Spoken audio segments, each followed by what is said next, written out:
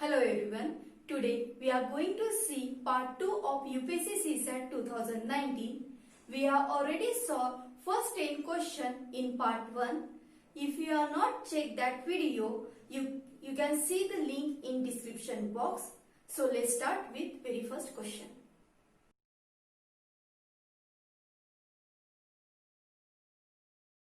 What is given? Rakesh and Rajesh together bought 10 balls and 10 rackets.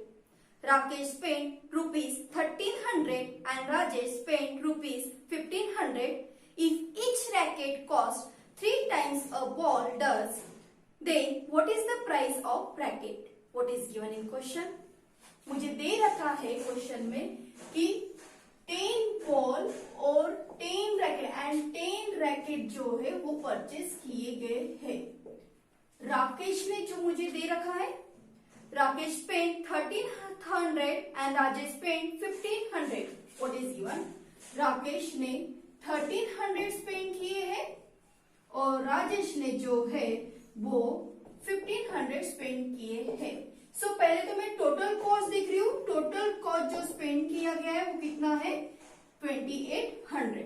What is given? मुझे एक और चीज दे रखी है। What is given? If the each racket costs 3 times a ball does. क्या बोला गया है? एक रैकेट का जो कॉस्ट है, एक रैकेट का कॉस्ट जो है वो 3 टाइम है किसके? एक बॉल के। क्लियर है? अगर मैंने बॉल का कॉस्ट अगर x लिया है तो रैकेट का कॉस्ट कितना हो जाएगा? Definitely 3x. So total amount जो स्पेंड किया है वो है 2800. प्रोडक्ट कितना परचेस किया है? 10 ball at the rupees of x plus क्या है? 10 racket at the rupees of 3x पर रैकेट। क्लियर है? ये टोटल मेरी क्वांटिटी, प्राइस पर quantity is equal to total amount. So what is given? 10x plus 30x is equal to 2800. So 40x is equal to 2800. That's mean x is equal to कितना आ जाएगा? 70 rupees.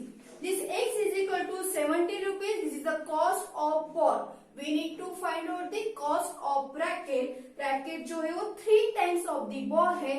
That's mean one racket का जो price रहेगा वो कितना रहेगा? 210 rupees. Second question is given that in a conference, out of total 100 participants, 17 are Indians. If 60 out of total participants are vegetarian, then which of the following statement is correct? First statement मुझे ऐसे दे रखा है, at least 30 Indians participants are vegetarian. और second मुझे statement ऐसे दे रखा है, at least 10 Indians participants are non-vegetarian. What is given in question? There are 100 total participant है जिसमें से मुझे कुछ इंडियंस बोले गए हैं, कुछ इंडियंस है. That's mean Indians. What is given? Indians how many are there? 70 जो है वो इंडियंस है. तो डेफिनेटली नॉन इंडियन कितने रहेंगे? डेफिनेटली 30. क्लियर है? वेजिटेरियन मुझे दे रखे, वेजिटेरियन 60 दे रखे हैं, तो नॉन वेजिटेरियन क्या है हमारे यहाँ पे? डेफिनेटली 40 रहेंगे. सो कौन से स्टेटमेंट नीचे दिए हुए से क्या ट्रू हो सकता है ये हमें फाइंड आउट करना है. क्या दे रखा है फर्स्ट स्टेटमेंट में? At least 30 Indians participant are vegetarian. 30. अभी टोटल जो वेजिटेरियन है 60 है. मान लो ये 60 में से पूरे के पूरे 30 जो है, पूरे के पूरे 30 जो है वो मेरे अगर नॉन इंडियंस भी रहे तो भी बचे हुए 30 जो रहेंगे वो क्या रहेंगे? इंडियंस ही रहेंगे. That's mean first statement is true. Clear है? What is given in second statement? At least 10 Indians participant are non vegetarian. क्या बोला गया है? नॉन वेजिटेरियन 40 है. 40 में से अगर मैंने 30 के 30 नॉन इंडियन जो है, पूरे नॉन वेजिटेरियन भी अगर हम लोगों ने कंसिडर किए तो भी बचे हुए 10 जो रहेंगे वो क्या रहेंगे? इंडियंस ही रहेंगे. That's mean second statement is also true. Clear है? Question number 3. P, Q and R are 3 towns distance between P and Q is 60 kilometer, whereas the distance between P and R is 80 kilometer. Q is in the west of P and what is given? R is in south of P. What is the distance between Q and R? क्या दे रखा है मुझे? Definitely question देख के आपको पता चल गया है कि पाइथागोरस थ्योरम से इसे मुझे सॉल्व करना है. सबसे इजी क्वेश्चन पूरे इसमें का. सो Q जो है वो P के वेस्ट में दे रखा है and R is given in the south of P. Q और P में का डिस्टेंस दे रखा है 60 किलोमीटर एंड P और R में का डिस्टेंस दे रखा है 80 किलोमीटर. सो डेफिनेटली यहाँ पे मुझे we need to find out the distance between Q and R. That's mean it will be x. So x square is equal to what is given? 60 square plus 80 square by Pythagoras theorem. So x is equal to 3600 plus 6400. That's mean it will be equal to 000. So answer will be 100 kilometers. So distance between Q and R is 100 kilometer. Question number 5. All members of club went to the Mumbai and stayed in a hotel. On the first day, 18% went for shopping and 50% went for the sightseeing, whereas 10% took rest in a hotel. Which of the following conclusion can be drawn from the above data? What is given? मुझे दे रखा है कि total जो है, total अगर हम लोगों ने कंसिडर किया 100% लोग हैं, उसमें से कुछ लोग जो है मुझे दे रखा है कि साइट सीइंग कर रहे हैं, कुछ लोग जो है वो शॉपिंग कर रहे हैं एंड व्हाट इज गिवन 10% लोग जो है वो होटल में रेस्ट कर रहे हैं. सो कितने लोग हमारे साइट सीइंग एंड शॉपिंग कर रहे हैं? 80% went for the shopping and 50% went for the sightseeing. क्या बोला गया है? 50% जो है वो साइट सीइंग है और 80% जो है वो शॉपिंग कर रहे हैं. सो डेफिनेटली पहले तो हम लोग पहले बोथ वाले निकाल लेंगे. सो ओनली साइट सीइंग मतलब कितना आएगा? Only sightseeing 50 minus x. Only shopping वाले कितने रहेंगे? 80 minus x. So total people are there 100 is equal to कितना रहेगा? Only sightseeing plus only shopping plus both plus जो लोग रेस्ट कर रहे हैं. इसे सॉल्व कर रहे हैं हम लोग. 50 minus x plus 80 minus x plus x plus 100. So x will get cancel. Clear है? सो ये टोटल पूरा ये हमारा हो जाएगा 140 plus x is equal to 100. So x will be equal to 40. So 40% जो है वो हमारे बोथ में आ जाएंगे, बोथ साइड से and shopping. So what is given? क्या पूछा गया है मुझे? Conclusion we need to find out. 40 members went for the shopping as well as sightseeing. As we already seeing जो 40% जो है वो साइट सीइंग भी कर रहे हैं और शॉपिंग भी कर रहे हैं. And conclusion number 2, 20% member for only shopping. क्या दे रखा है पे? 80% अपने बोथ थे.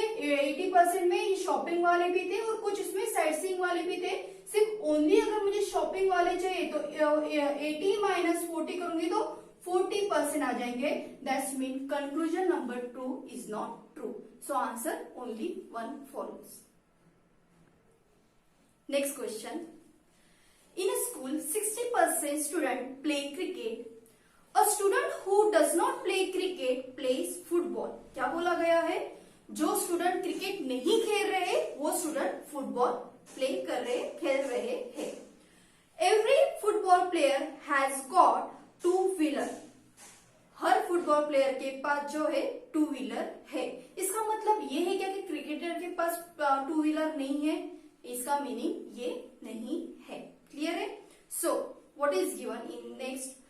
Which of the following conclusion cannot be drawn from the above data? First conclusion is given that 60% of the students do not have 2 wheeler. ये तो मैं कह नहीं सकती हूँ क्योंकि क्रिकेटर के पास 2 मुझे डेटा में इतना दे रखा है कि फुटबॉल प्लेयर के पास टू व्हीलर है, क्रिकेटर के पास हो भी सकता है, नहीं भी हो सकता है, तो हम लोग ऐसे नहीं बोल सकते कि 60% लोग के पास टू व्हीलर नहीं है। What is given in next conclusion? No cricketer has a two wheeler. Already हम लोगों ने बोल दिया है कि वो हमारे पास डेटा उसके बारे में नहीं दे रखा है, तो हम लोग कंक्लूजन नहीं बता सकते हैं। Cricketer player do not play football, ऐसे भी नहीं बोल सकते क्योंकि what is given? A student who does not play cricket plays football. जो लोग क्रिकेट नहीं खेलते हैं वो लोग फुटबॉल खेल रहे हैं, ऐसे बोला गया है। इसका मतलब ये नहीं कि क्रिकेटर फुटबॉल नहीं खेल सकता है, तो डेफिनेटली थर्ड कंक्लूजन भी फॉलो नहीं होगा। तो 1, 2 एंड 3 कैन नॉट बी पूछा गया था, इसलिए 1, 2 and 3 option is correct. Next question, in a examination A score 20 marks more than B. If B score 5% less mark than A, how much has B scored? Very simple question. क्या दे रखा है? A जो है वो 20 mark B से ज्यादा है। अगर B ने 5% मार्क A से कम है तो B का क्या स्कोर रहेगा, ये हमें फाइंड आउट करना है। अपन ने लिया A and B। Let suppose अगर A को पूरा 100% मार्क है, 5% less than A, B score, that's mean कितना आ जाएगा 95। A score 20 mark more than B, that's mean अगर B मैंने X लिया तो A कितना रहेगा X प्लस 20। जस्ट हमें इक्वेशन सॉल्व करना है, cross multiplication we are doing cross multiplication. So 95x plus 95 into 20 मतलब 1900 इज इक्वल टू, ये क्रॉस मल्टीप्लिकेशन में 100x, क्लियर है। सो 95 उधर गया तो 1900 इज इक्वल टू कितना आ जाएगा 5x। So x will be equal to 1900 divide by 5। अगर मैं यहाँ पे कट करती हूँ तो 3 is 4, 380।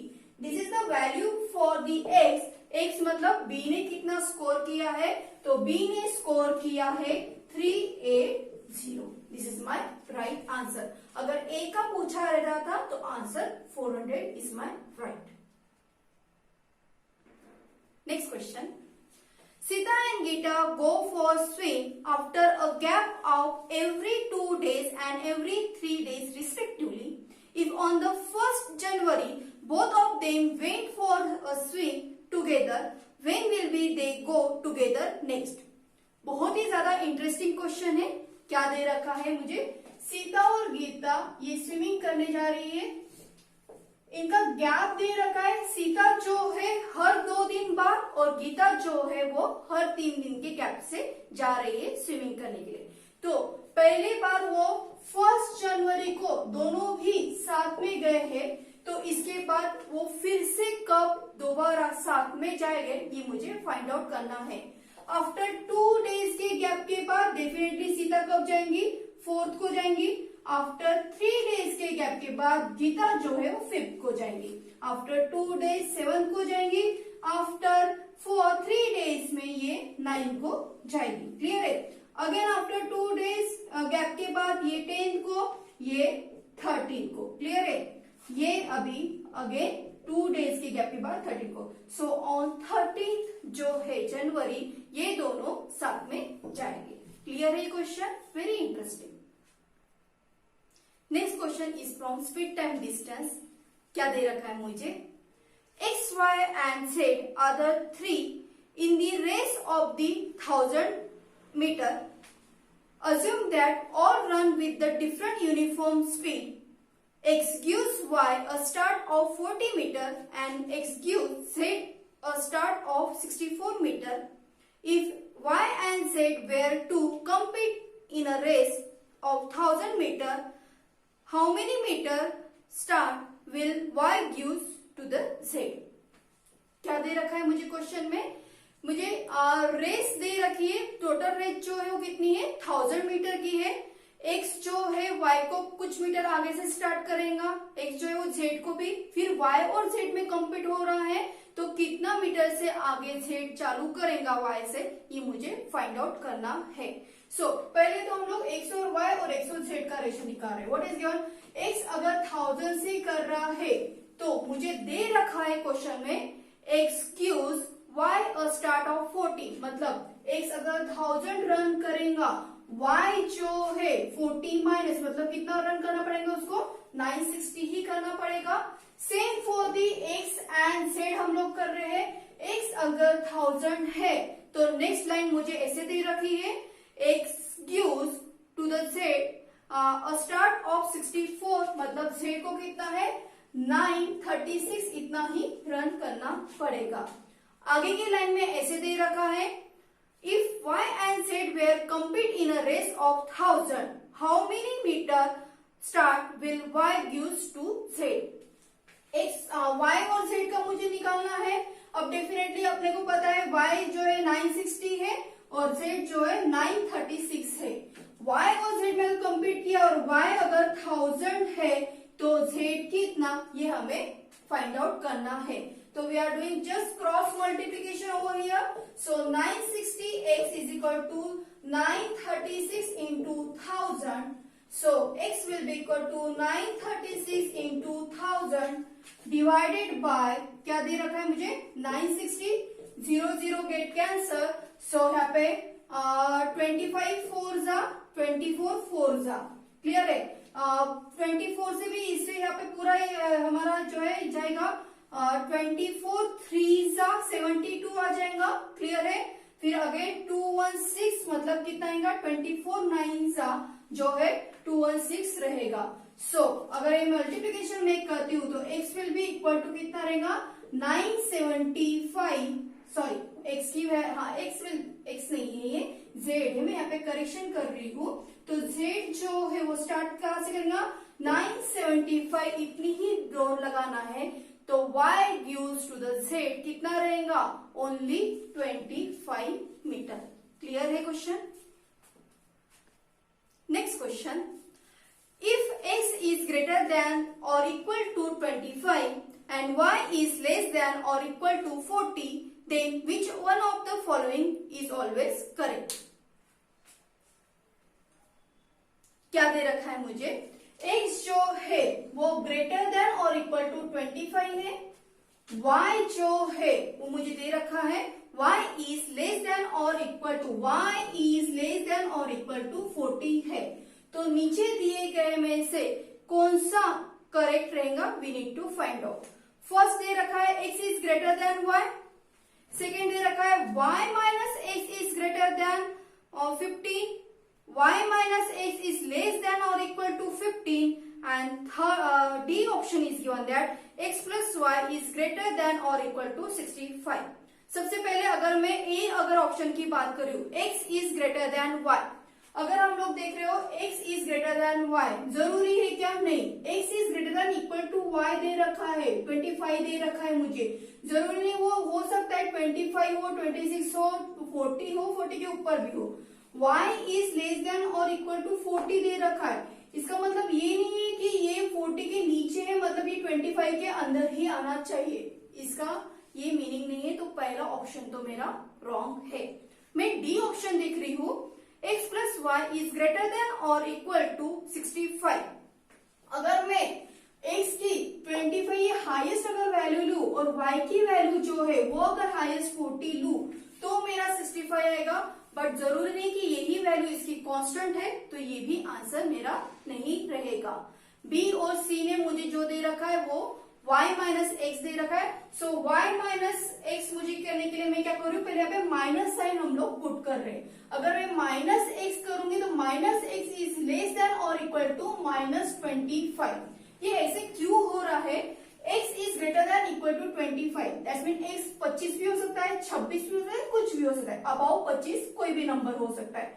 बट अगर मैं यहाँ पे 26 लेती हूँ, -26 इज हमेशा क्या रहेगा, -25 से क्या रहेगा, लेस देन रहेगा, दैट मीन ये जो साइन है ये मेरे क्या हो जाएंगे, चेंज हो जाएंगे। क्लियर है। सो व्हाट इज गिवन, अभी मेरा दे रखा है y minus x, y minus x, एक ही तरह मेरे पूरे साइन जा चुके हैं, y minus x is less than equal to 40 minus 25, सो y minus x is less than equal to 50, so answer option which one is correct? Second one क्या दे रखा है, y माइनस एक्स इज सेकेंड वन नहीं, C is my right option, y minus x is less than और equal to 50. Next question. The ratio of the two-digit natural number to number formed by reversing each digit is 4:7. The number of such pair is, क्या दे रखा है, 2-digit number और उसका divided by उसका अगर मैं रिवर्सिंग डिजिट करती हूँ तो ये रेशो मुझे दे रखा है 4:7. मतलब 10x प्लस y, ये मेरा 2-digit नंबर हो गया, इसका रिवर्सिंग क्या रहेगा, 10y प्लस x. ये जो मुझे रेशियो दे रखा है what is given 4:7. Now we are solving this equation. So what is given, 70x plus 7y is equal to 40y plus 4x. में x जो है इधर के साइड एंड y जो है हम लोग राइट हैंड साइड में पुट करेंगे. सो 70 माइनस 4 दैट्स मीन 66x और 40 minus 7 that's mean 33y. So 2x is equal to 1y. Clear है? अब मैं x को जो है अगर 1 पुट करती हूँ तो y बिकम क्या होगा 2, दैट्स मीन 21. अगर इसको रिवर्स कर रही हूँ तो क्या आ रहा है मेरा 12 आ रहा है. नेक्स्ट नंबर कैसा रहेगा, अगर हम लोग यहाँ पे 2 पुट करते हैं तो यहाँ पे क्या रहेगा 4, दैट्स मीन 24 करेंगे तो कितना आएगा 42. क्लियर है? 36 करेंगे तो कितना आएगा 63.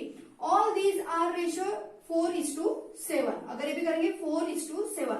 Again one number is 48, 84, 12 4s are 12 7s are, that's mean 4:7.